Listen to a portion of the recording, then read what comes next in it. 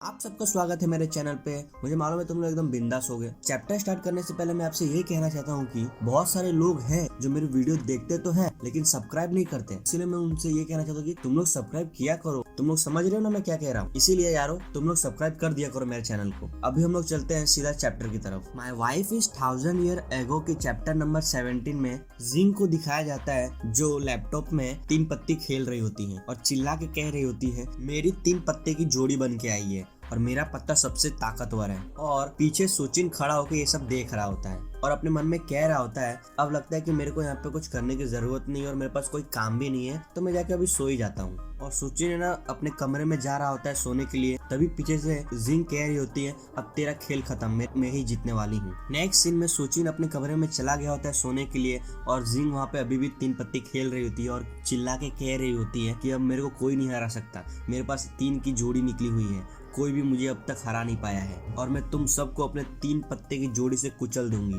तभी next scene में हमें सचिन को दिखाया जाता है जो अपने कमरे में आ रहा होता है और अपने मन में कह रहा होता है अच्छा है कि मुझे उस दिन है ना नौकरी नहीं मिली। अगर मुझे नौकरी मिल गई होती तो मैं जिंग से नहीं मिल पाता, 1200 साल से आई है। अगर मुझे नौकरी मिल गई होती तो भी मुझे अपनी नौकरी छोड़नी पड़ती जिंग के लिए। तभी सचिन सोने ही वाला होता है और अपने मन में कह रहा होता है मुझे हर पल एक ही कदम उठाना चाहिए। तभी नेक्स्ट सीन में शाम हो गई होती है लेकिन तभी भी जिंग ने लैपटॉप पे 3 पत्ती खेल रही होती है। सचिन उठ गया होता है और जिंग को कह रहा होता है अभी टाइम हो गया है हम लोग को रात का खाना खाने के लिए। रात को खाना खाने के लिए हम लोग ईस्ट साइड के डिस्ट्रिक्ट में जाएंगे, वहाँ पे बहुत ही अच्छा खाना मिलता है। और सचिन जिंग को कह रहा होता है तुम्हें क्या लगता है कि आज तुम वो ड्रेस पहन सकोगी जो मैं तुम्हारे लिए लाया हूँ और तुम अपने बाल को भी खुला करके रख सकती हो, क्योंकि जहाँ तक मुझे मालूम है जब तुम रात को चोरी छिपे घर से बाहर निकलती हो तो तुम अपने बाल को बांध कर ही जाती हो। मैं सही बोल रहा हूँ ना।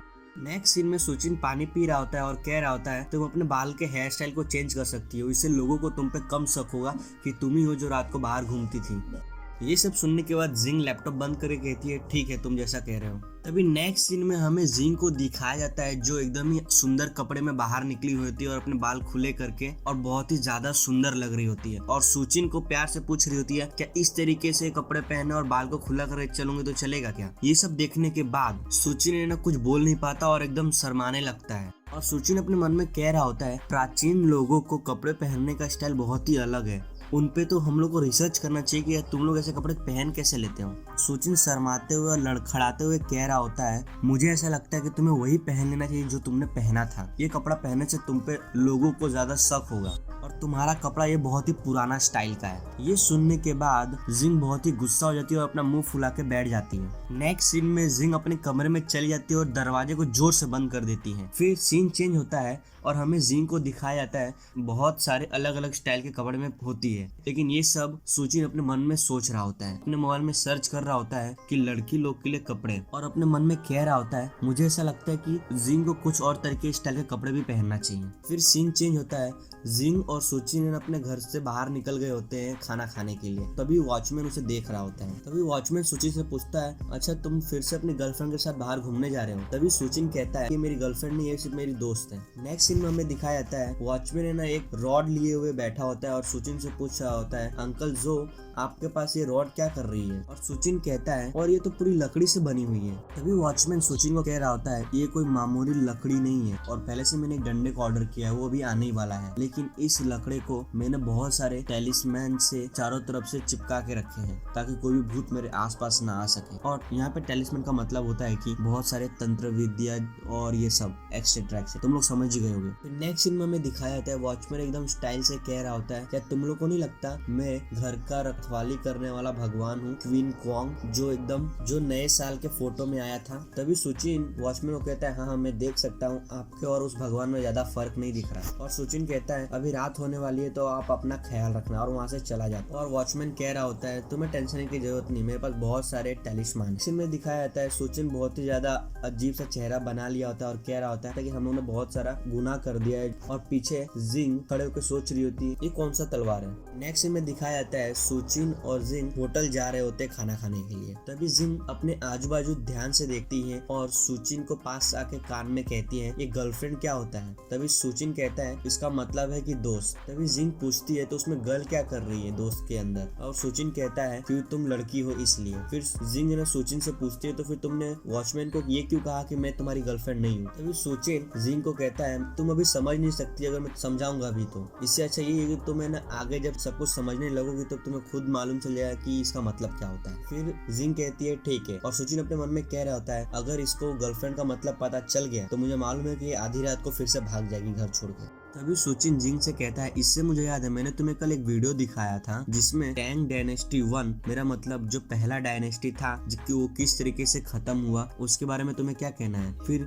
जिंग अपना मुंडी हिलाते हुए कहती है मुझे कुछ अभी पता नहीं चल रहा। फिर सुचिन कहता है ठीक है मैं समझ रहा हूँ। फिर नेक्स्ट सीन में दिखाया जाता है सुचिन और जिंग एकदम आराम से चल रहे होते हैं और आजू बाजू बहुत सारे लोग जा रहे होते हैं। एक अपने फैमिली के साथ घूम रहे होते हैं और एक कोई बहुत ही लेट हो गया होता है तो वो दौड़ के जा रहा होता है घर पे। नेक्स्ट सीन में दिखाया जाता है जिंग अपने मन में कह रही होती है इस दुनिया में यहाँ पे एक भी कर्फ्यू नहीं लगा हुआ है और यहाँ के सड़क पे कोई भी खाना नहीं बेच रहा और यहाँ तक कि यहाँ के सड़क भी गंदे नहीं है। और जिंग कह रही होती है मैंने ऐसी जगह पहले कभी भी नहीं देखी थी अपनी जिंदगी में। हमारे टाइम पे इतनी शांति भी नहीं होती थी। जब मुझे दूसरी महारानी कह रही होती है कि हमारा देश अभी बहुत ज्यादा तरक्की कर रहा है और ये बहुत ही अलग दुनिया है। जब मैं ऊपर आसमान में देखती हूँ ऐसा लगता है कि मैं अभी भी सपना देख रही हूँ। तभी सुचिन जिंग को कहता है मिस वॉरियर क्या आपको बोबो टी पीना है। तभी जिंग कहती है ठीक है चलेगा। तभी सुचिन दुकान में जाके कहता है मुझे एक कप बोबो टी और एक कप क्यूमक्वाट लेमन चाहिए, दोनों में चीनी और बर्फ कम ही डालना। फिर सुचिन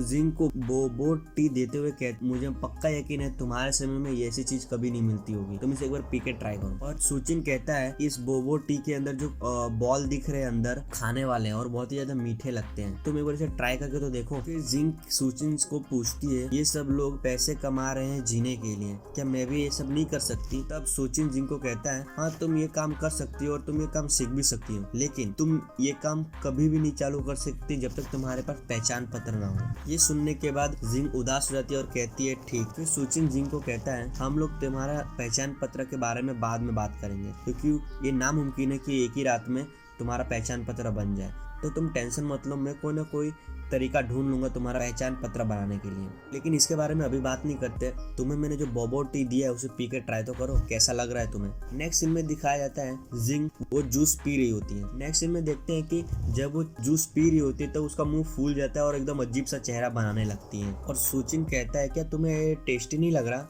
तभी जिंग सुचिन को कहती है ये बहुत ही अजीब है, इसमें जो बोबो दिया हुआ है बहुत ही कड़क है, चबा नहीं पा रही हूँ मैं। फिर सुचिन हंसते हुए कहता है बिल्कुल सही कहा, मुझे भी ऐसा ही लगा था। और कहता है मुझे मालूम है लेकिन तो भी ये लोग बहुत सारे लोग ये सब पसंद करते हैं, पर क्यों करते हैं ये भी नहीं मालूम। ये सब सुनने के बाद चेहरा बना रही होती है और अपने मन में कह रही होती है इसने मुझे ये खरीद के दिया, इसको मालूम था कि ये खराब है तो भी इसने मुझे ये दिया, जरूर इसके दिमाग में कुछ गड़बड़ है। फिर सुचिन कहता है जब तुम लड़की हो तो मुझे लगा था कि तुम्हें अच्छी मीठी चीज़ें पसंद होगी इसलिए मैं तुम्हें ये ला के दिया, लेकिन मेरे पास जो जूस है वो खट्टा है तो तुम इसे ट्राई करना तो कर सकती हो। फिर सुचिन कहता है अगर तुम्हें मुझ पे यकीन है तो तुम मेरे में से थोड़ा सा पी के देखो, तुम्हारे जूस के अंदर जो लंबी पाइप होगी उसको तुम अपने जूस से निकालो और मेरे जूस में डालो। अभी नेक्स्ट में दिखाया जाता है जिंग वही करती है, अपने जूस से वो पाइप निकालती है और सुचिन के जूस में पाइप वो लगा देती है और पी के ट्राई करती है। जब जिंग वो जूस पीती है तो उसे बहुत ही अच्छा लग रहा होता है और कह रही होती है बहुत ही ज़्यादा मस्त है। फिर सुचिन कहता है अगर तुम्हें अच्छा लग रहा है तो तुम मेरा जूस पी लो और मैं तुम्हारा जूस पी लेता हूँ। और कहता है अब हम लोगों ने इसे खरीद लिया है तो इसे फेंकना बर्बादी ही होगा। और एकदम हंसते हुए कहता है मुझे खुशी हुई कि तुम्हें ये जूस पसंद आया। तभी जिंग अपने मन में कह रही होती है मुझे ऐसा लग रहा है कि यहाँ पे कुछ गड़बड़ हो रहा है और कहती है छोड़ो जाने दो। और पीछे दिखाया जाता है जिंग को बहुत ही अच्छा लग रहा होता है और अपने मन में कह रही होती है बहुत ज़्यादा टेस्टी है। और दूसरी तरफ सुचिन को दिखाया जाता है वो बहुत ही अजीब सा चेहरा बना के पी रहा होता है और कहता है क्या बेकार है ये। इसी के साथ चैप्टर 17 यहाँ पे खत्म होता है। जाने से पहले आप लोग मेरे चैनल को सब्सक्राइब जरूर करो और साथ ही बेल आइकन भी दबाओ ताकि जब भी मैं अगला एपिसोड अपलोड करूँ तो आपको नोटिफिकेशन मिल जाएगा। और वीडियो को लाइक करना बिल्कुल मत भूलना। तुम लोग समझ गए ना मैं क्या कह रहा हूँ। तो ठीक है, अलविदा, हम लोग अगली बार मिलेंगे नए चैप्टर में।